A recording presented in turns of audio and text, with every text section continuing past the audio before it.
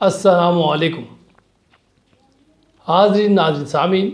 میں آپ کا میزبان ڈاکٹر شہزاد شمیم اور میرے ساتھ موجود میرے استاد محترم سر منظور احمد صاحب۔ آج کی یہ ضرب کلیم کی چوتھی نشست ہے اور اس میں استاد محترم آج آگاہی فرمائیں گے اس نظم کی جو کہ علامہ اقبال رحمۃ اللہ علیہ نے پطرس بخاری صاحب کے جو انہوں نے وزٹ کی تھی علامہ اقبال کی عیادت کے حوالے سے، اس موقع پہ اس واقعے کے حوالے سے انہوں نے ایک نظم ارشاد فرمائی جو کہ بظاہر ایک ہمیں نظم ہے نظر آتی ہے، مگر وہ اس میں پطرس بخاری کے افکار بلکہ اس وقت کے لوگوں کے افکار، پڑھے لکھے لوگوں کے بھی افکار اور جو ان کی سوچ تھی فلسفے کے حوالے سے، ملوکیت زدہ سوچ کہہ سکتے ہیں، فلسفہ زدہ سوچ کہہ سکتے ہیں، جس کو انہوں نے بڑی ارکریزی کے ساتھ بڑے دھیمے لہجے میں ارشاد فرمایا۔ میں استاد محترم سے کہوں گا کہ سر اس پہ روشنی اور آگاہی فرمائیں پلیز سر۔ ڈاکٹر صاحب، علامہ اقبال نے یہ اشعار جو ہیں میرے پاس، میں کیا کہتا ہوں کہ میں الفاظ نہیں ہیں کیا اس میں، یعنی پیغام دیا انہوں نے، تعلیم بھی ہے، پیغام بھی ہے، تاریخ بھی ہے، اور جو کیا کہتے ہیں اویئرنیس اور بیداری بھی ہے۔ بالکل۔ اور وہ 20ویں صدی میں جو نوجوانوں کے پڑھے لکھے جو تھے وہ بھی عکاسی ہے نا، ان کی سوچ کی عکاسی۔ ہاں، یعنی اقبال کے شعروں میں ڈاکٹر صاحب بڑی یہ ہے کہ آپ کو بڑی، یعنی اگر آپ اس میں اتر کر پڑھیں اقبال کو شاعری میں، تو یعنی 100% آپ کو اویئرنیس اور بیداری اور اسلامی تعلیم، قرآنی تعلیم نظر آئے گی جو کہ تاریخ کے حوالے سے بتاتے ہیں۔ جی ہاں۔ تو ڈاکٹر صاحب ایک بات تو یہ ہے کہ یہ اس دور کی اشعار ہیں کہ علامہ اقبال جو تھے بیمار تھے، جی، تو یہ پطرس بخاری سنا ہے کہ وہ عیادت کے لیے آیا، لیکن ہے کہ اس نے دوران گفتگو جو اس کا انداز تھا وہ فلسفیانہ تھا۔ اچھا۔ اب نوجوانوں کو میں بتانا چاہتا ہوں کہ قرآنی فلسفہ بھی ہے، اسلامی فلسفہ بھی ہے، جی، یعنی اس بات کو ذرا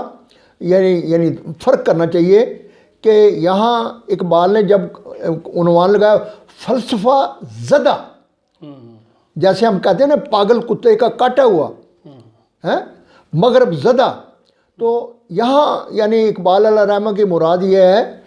کہ وہ پڑھے لکھے نوجوان یا یورپ اور مغرب کا وہ نقطہ نظر کہ جو محسوس کو غیر حقیقی سمجھتا ہے، محسوس کو غیر حقیقی نظریات بنائے ہوئے ہیں کہ محسوس غیر حقیقی ہے، کائنات محسوس ہے لہذا کائنات غیر حقیقی ہے، اور جو حقیقت رسی کا ذریعہ عقل ہے اور معقول یہ حقیقت ہے، یہ فلسفہ زدہ تھا۔ تو اقبال کا علیہ رحمہ کا نقطہ نظر تھا کہ خدا جانے کتنے اور لوگ نوجوان ہوں گے جو اس طرح سوچ رہے ہیں۔ تو اقبال نے دراصل یعنی اس پطرس بخاری کو سامنے رکھ کے پورے بھی تھے، بخاری بھی تھے، اس کے علاوہ بھی انہوں نے پھر بھی پورے نوجوانوں کو مخاطب کیا سمجھانے کے لیے۔ ایم اے انگلش بھی تھے اور اس وقت کے پروفیسر بھی تھے بڑے اچھی کسی بارے میں، مطلب ادیب تھا، شاعر تھا، دانشور تھا، ہاں، تو مگر فلسفہ زدہ تھے۔ ہاں، لیکن ہے کہ اس کی جو بنیاد تھی وہ قرآنی فلسفہ نہیں تھی، یعنی قرآن جو ہے نا وہ علم بالحواس کا، یعنی کائنات کو غیر حقیقی نہیں سمجھتا، قرآن کہتا ہے اس کو مسخر کرو، لیکن اس وقت کافی سارے جو تھے ایک قسم کا یہ تھا کہ وہ تخیل کی دنیا میں بڑے پرواز کرتے تھے۔ اچھا۔ تو وہ فرماتے ہیں کہ تو اپنی خودی اگر نہ کھوتا، کیا بات، کیا نوجوان ہے، پڑھے لکھے نوجوان، تو اپنی خودی اگر نہ کھوتا زناری برگساں نہ ہوتا۔ کہتا یہ جو تیری گفتگو پر چھاپ ہے ہیگل کی اور برگساں کی، اور تو جناب نا محسوس کو غیر حقیقی سمجھتا ہے،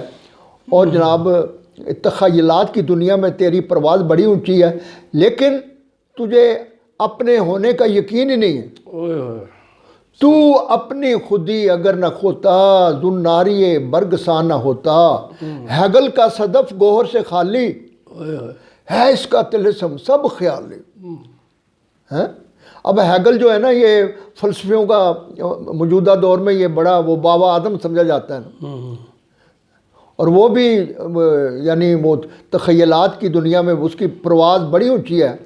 اور اس سے پہلے بھی ہم بتا چکے ہیں ہیگل کے بارے میں کہ وہ اقبال کہتے ہیں کہ اس کی پرواز اگرچہ اس پرندے کی طرح ہے جو بڑا آسمانوں پر ہے، لیکن اس کا جو یہ بالکل اس مثال کیا ہے اس کی ہے کہ جس طرح ایک مرغی جو ہے وہ اپنی مستی میں بغیر مرغے کے انڈے دیتی ہے، تو یہ فلسفیوں کی باتیں ہاں اس قسم۔ تو کہتے ہیں کہ تو اپنی خودی اگر نہ کھوتا زناری برگ سا نہ ہوتا ہیگل کا صدف کہتے ہیں ڈاکٹر صاحب اس کو سپی کو، جی ہاں، موتی جو ہوتا ہے سپی میں ہوتا ہے، تو کہتا ہے تو صدف ہے لیکن اس میں سپی نہیں ہے، ہیگل کا صدف گوہر سے خالی ہے اس کا طلسم سب خیالی، محکم کو کیسے ہو زندگانی کس طرح خودی ہو لازمانی۔ یعنی بنی نوع انسان کا اصل مسئلہ جو ہے وہ یہ ہے کہ یہ ہماری زندگی جو ہے کس طرح محکم ہو، آگے فرماتے ہیں محکم کیسے ہو زندگانی کس طرح خودی ہو، کہ شخصیت جو ہے کس طرح اس میں یہ اپنے آپ کو پہچانے، خودی کی منزلیں جو ہیں شخصیت کی اس میں یہ پختہ ہو، کس طرح خودی ہو لازمانی، آدم کو ثبات کی طلب ہے دستور حیات کی طلب ہے۔ کیا پطرس بخاری اصل جو ہمارا جو ہے ہماری اچیومنٹ یہ ہے کہ آدم کو ثبات کی طلب ہے دستور حیات کی طلب ہے، دنیا کی اشاء جس سے اشراق مومن کی اذان ندائے آفاق۔ کہتا ہے تجھے پتہ ہونا چاہیے کہ یہ جو توحید ہے،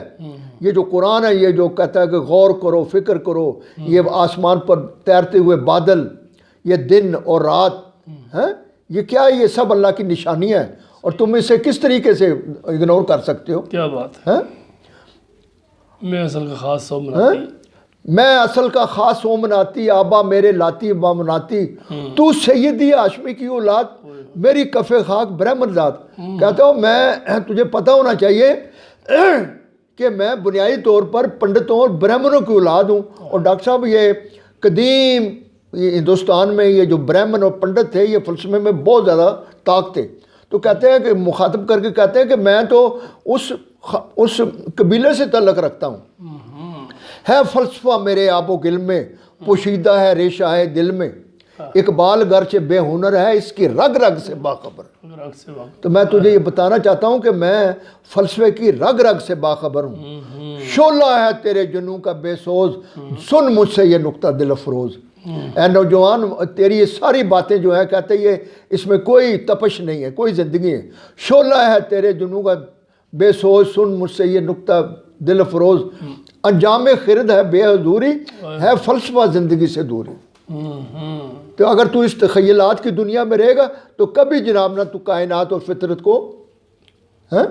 سر پائے گا، اور افکار کے نغمہ ہائے بے صوت، کہ یہ صوت کہتے ہیں موسیقی کو، کہتا ہے کہ یہ تیرے جو افکار ہیں یہ بے صوت ہیں، افکار کے نغمہ ہائے بے صوت ہیں ذوق عمل کے واسطے موت۔ کہ اگر تو کامیاب ہونا چاہتا ہے زندگی میں تو پھر کیا کر، دی سر زندگی کی تقویم، دی مسل کے زندگی کی تقویم، دی سر محمد و ابراہیم۔ تو آؤ میں تجھے دعوت دیتا ہوں کہ اس طرف اگر تو آنا چاہتا ہے تو یہ اسلامی یہ قرآن پڑھ، قرآنی تعلیمات سے اپنے آپ کو لیس کر، کہ تجھے پتہ لگے گا کہ دی مسل کے زندگی تقویم کہتے ہیں جنتری کو، کہتا ہے کہ اگر تو کامیاب ہونا چاہتا ہے تو پھر تو دی مسل کے زندگی کی تقویم، دی سر محمد و ابراہیم، دل در سخن محمدی بند، اے پور علی زبو علی چند۔ پور کہتے ہیں بیٹے کو، تو کہتے ہیں کہ تو علی کا بیٹا بن اور یہ بو علی کلندر کا پیروکار نہ بن۔ اے پور علی کہ تو دعویٰ کرتا ہے کہ تو یعنی اس خاندان سے ہے، تو پھر تو اے پور علی زبو علی چند، اور چوں دیدہ راہ دی نہ داری قائد کرشی بے از بخاری. اور اے نوجوان اگر جب تجھے سمجھ نہ آئے زندگی تو بخاری کی بجائے تو حضور صلی اللہ علیہ وسلم کا پیروکار بن. تو اصل بات ہے میرے نوجوانوں، جس طرح اقبال نے ایک جگہ کہا ہے نا کہ کسے خبر کے سفینے ڈبو چکی کتنے، فقیہ ہو صوفی ہو شاعر کی ناخوش اندیشی. تو یہ فلسفیوں کی، اور اس کو اقبال نے کہا ہے کہ یہ عقل استخراجی ہیں یہ، اور قرآن جو ہے عقل استقراء کہ غور و فکر، حقائق جو ہے نا ان کو دیکھنا پرکھنا اور ایک ایک یعنی جز کو پرکھ کر آگے بڑھنا، یہ قرآن کا فلسفہ ہے. لیکن جو تخیلات ہیں وہ جس طرح اقبال نے ایک جگہ کہا ہے نا کہ یہ حکمت ملکوتی یہ علم لاہوتی، حرم کے درد کا درما نہیں تو کچھ بھی نہیں، یہ ذکر نیم شبی یہ مراقبے یہ سرور، تیری خودی کے نگہباں نہیں تو کچھ بھی نہیں، خرد نے کہہ بھی دیا لا الہ تو کیا حاصل، دل و نگاہ مسلمان نہیں تو کچھ بھی نہیں. تو ڈاکٹر صاحب بس میں نوجوانوں کو آپ کے وساطت سے کہوں گا کہ پلیز آپ اقبالیات کو اپنے علم اپنے شخصیت کا ایک زیور بناؤ اگر کامیاب ہونا چاہتے ہو تو. بہت بہت شکریہ، تھینک یو ویری مچ. خواتین حضرات، طلباء طالبات اور مدرسین، یہ تھی ہماری آج کی چوتھی نشست. اگرچہ کہ اس میں علامہ اقبال رحمۃ اللہ علیہ پطرس بخاری کو سامنے رکھ کے فلسفہ زدہ کے نام سے، سید زادے کے نام، ایک پیغام دینے کی کوشش کی ہے، بلکہ یہ ایسا پیغام یہ صرف ان کے لیے نہیں تھا، یہ ہم سب کے لیے ہے کہ اس میں وہ قرآن کی طرف بلاتے ہیں اور کہتے ہیں یہ یورپین جو ایجوکیشن ہے، یہ تعلیم ہے، جو تم ملوکیت کی جو معلومات تمہارے پاس ہے، اس کو یونانیوں کی جو فکر ہے اس سے دور ہٹنا ہوگا، قرآن کی طرف آنا ہوگا، قرآن ہی کو اپنا اوڑھنا بچھونا بنانا ہوگا. اور ہمارے نوجوانوں کو چاہیے کہ اگر قرآن کو سمجھنا ہے، قرآن پہ عمل پیرا ہونا ہے، تو اس کے لیے علامہ اقبال کو سمجھنا بہت ضروری ہے، اس کو پڑھنا بہت ضروری ہے. انہوں نے قرآن مجید کو ہمارے لیے آسان تر کر کے فرما دیا ہے، اس میں سے نگینے اور ہیرے ڈھونڈ ڈھونڈ کے ہمارے لیے ہمارے سامنے کر لے آئے ہیں، نظم کی شکل میں، شاعری کی شکل میں. امید ہے آپ ہم سب اس چیز سے مستفید ہوں گے. اجازت دیجیے. پاکستان زندہ باد. تھینک یو سر، بہت بہت شکریہ.